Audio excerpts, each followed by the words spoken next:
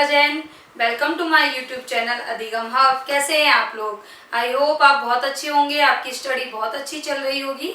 आज जो हम टॉपिक पढ़ने जा रहे हैं वो है मोटिवेशन थ्योरीज। सारी थ्योरीज को हम एक साथ पढ़ेंगे और समझेंगे। इससे पहले मैं मोटिवेशन का मीनिंग, डेफिनेशन, टाइप्स और सर्कल के बारे में बता चुकी हूँ।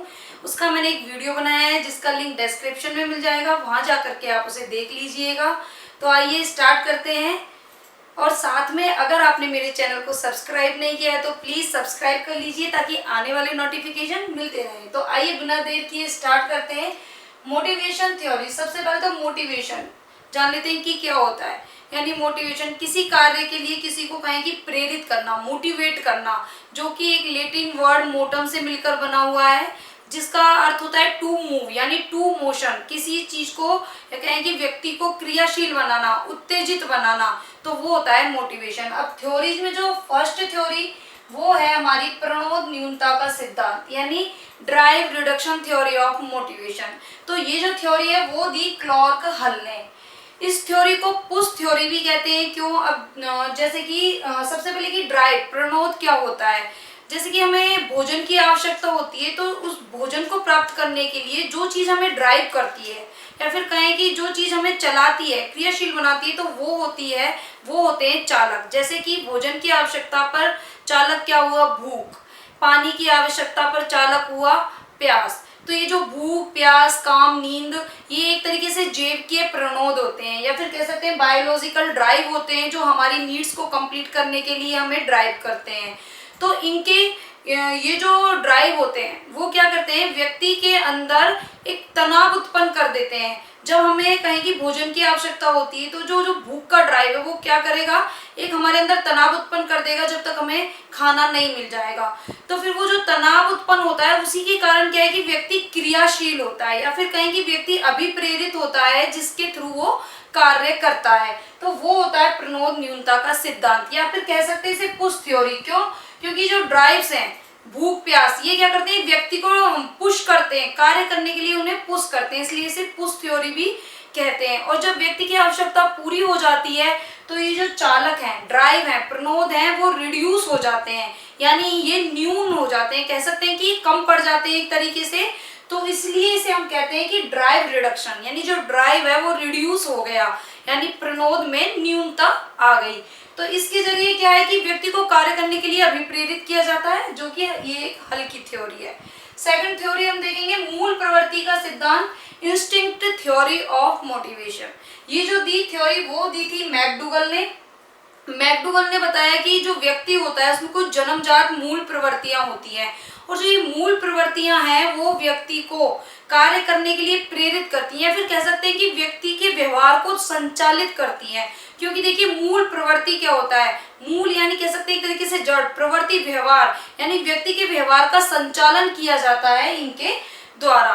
तो जो ये मूल प्रवृत्ति का सिद्धांत है, इसमें मैकडूगल ने 14 टाइप की मूल प्रवृत्तियां और उनके संवेग भी बताए हैं, और उन्होंने 3 तत्व बताए जिनमें सामान्य, उत्तेजना, क्रिया और लक्ष्य निर्देशन है। अब देखिए जब व्यक्ति की जो मूल प्रवृत्तियां हैं वो व्यक्ति को क्या करती है? उत्तेजित करती है। जब व्यक्ति उत्तेजित होता है तो वो क्या? क्रियाशील होगा, क्रिया करेगा, और फिर लास्ट में वो अपने लक्ष्य को पा लेता है। तो एक तरीके से कह सकते हैं कि जो जन्मजात मूल प्रवृत्तियां आती हैं वो व्यक्ति के व्यवहार को संचालित करती हैं। तो ये थी मैकडूगल की थ्योरी, इंस्टिंक्ट थ्योरी। और इस थ्योरी को मैंने काफी अच्छे से विस्तार में एलेबरेट किया हुआ है, जिसका लिंक मैं आपको दे दूंगी, वहां जाके आप इसे और अच्छे से देख सकते हैं, जिसमें मैंने 14 मूल प्रवृत्ति और उनके संवेग को डिफाइन किया है। नेक्स्ट थ्योरी हमारी मनोविश्लेषणात्मक सिद्धांत, यानी psycho analytic theory of motivation. ये जो थ्योरी है वो दी सिगमंड फ्रायड ने। जो सिगमंड फ्रायड है, इनका थ्योरी था मनोविश्लेषणात्मक। अब देखिए मन का विश्लेषण, इन्होंने मन का प्रकार भी बताए हैं, चेतन, अर्धचेतन और अचेतन। जो कि पर्सनैलिटी, जो पर्सनैलिटी है यानी व्यक्तित्व के सिद्धांत में आगे हम उसे विस्तार से पढ़ेंगे, लेकिन यहाँ पर जो उन्होंने बताया कि ये थ्योरी किस तरीके से व्यक्ति को या बालकों को वो मोटिवेट करेगी, तो इसमें ये है कि व्यक्ति वही कार्य करना चाहता है जो कि उसे अच्छा लगता है, जिससे उसे सुख मिलता है। इसलिए इस थ्योरी को सुखवादी मत भी कहा गया। यानी इसमें जो सिगमंड फ्रायर है, इन्होंने ये बताया जो हमारा अचेतन मन होता है उसके अंदर हमारी बहुत सारी अतृप्त इच्छाएं, जो इच्छाएं हमारी पूरी नहीं हुई हैं, ऐसी अचेतन मन के अंदर इच्छाएं भरी होती हैं। और वो जो इच्छाएं होती हैं वो व्यक्ति को कार्य करने के लिए अभिप्रेरित करती हैं, फिर कहें कि उन्हें कार्य करने के लिए वो एक तरीके से संचालित करती है, उन्हें प्रेरित करती है। तो वो होता है क्या, अचेतन मन की इच्छाएं, जो कि मनोविश्लेषणात्मक सिद्धांत में बताया, जो कि व्यक्ति को कार्य करने के लिए प्रेरित करती हैं। क्योंकि जो चेतन मन होता है वो होता है हमारा 10%, यानी कॉन्शियस लेवल होता है हमारा 10% और अनकॉन्शियस होता है 90%। तो जो अनकॉन्शियस होता है उसमें जो इच्छाएं भरी होती हैं वो व्यक्ति को इधर मोटिवेट करती हैं। फिर फोर्थ थ्योरी आती है हमारी आवश्यकता अनुक्रम का सिद्धांत, हायरार्की ऑफ नीड्स। ये जो थ्योरी थी वो दी अब्राहम मैस्लो ने।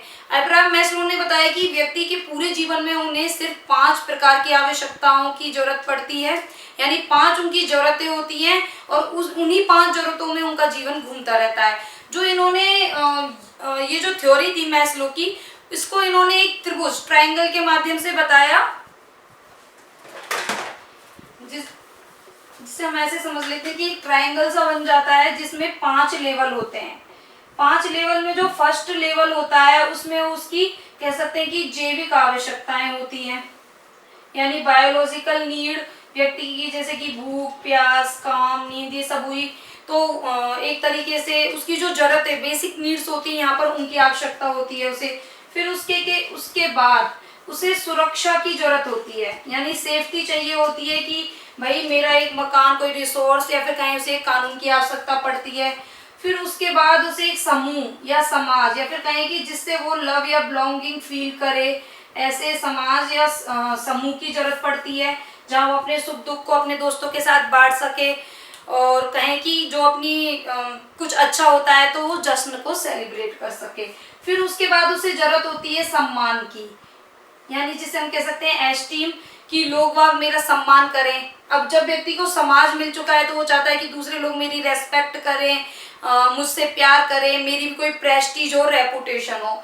फिर आती है यहाँ आत्मसिद्धि, या फिर कह सकते हैं कि आत्मानुभूति, यानी सेल्फ एक्चुअलाइजेशन। लास्ट में जो व्यक्ति है वो जाके सेल्फ एक्चुअलाइजेशन करता है, यानी उसे ये पता चलता है कि मैंने अपनी पूरी जिंदगी में क्या किया, मैं कौन हूँ, मेरी पोटेंशियल क्या है, यानी वो खुद का कह सकते हैं एक आत्म का एक्चुअलाइजेशन उसे वो करता है, यानी आत्मसिद्धि या आत्मानुभूति वो यहाँ पर करता है। तो इस तरीके से मैस्लो ने इस तरीके से ये 5 आवश्यकताएं बताई जो कि व्यक्ति को कार्य करने के लिए प्रेरित करती हैं। जब एक लेवल की आवश्यकता पूरी हो जाती है तो दूसरे लेवल की प्रकट हो जाती है।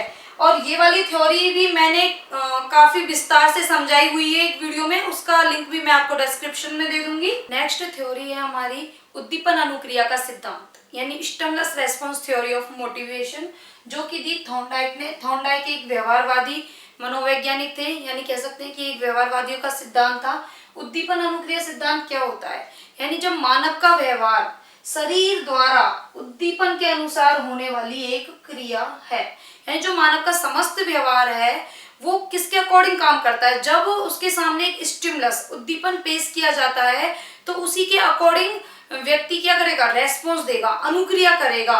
तो वो जो मानव का व्यवहार है वो रेस्पॉन्स देने के लिए उसे अभिप्रेरित करता है। तो इस तरीके से हम कह सकते हैं कि जो मानव का व्यवहार है वो ओवरऑल क्या है कि एक शरीर के द्वारा उद्दीपन के अनुसार होने वाली अनुक्रिया है। तो ये दी थी थॉर्नडाइक ने थ्योरी। फिर आती है लेविन थ्योरी, जो कि दी कुर्ट लेविन ने। कुर्ट लेविन ने जो स्थान विज्ञान है उसकी बहुत सहायता ली। इन्होंने कह सकते हैं कि एक वातावरण और स्थान के ऊपर अपनी थ्योरी को ओवरऑल पेश किया, स्थान विज्ञान की सहायता ली। इनका मानना था कि जैसे कि व्यक्ति के जो आसपास का चारों ओर का जो वातावरण होता है उसी के अनुसार व्यक्ति मोटिवेट होता है।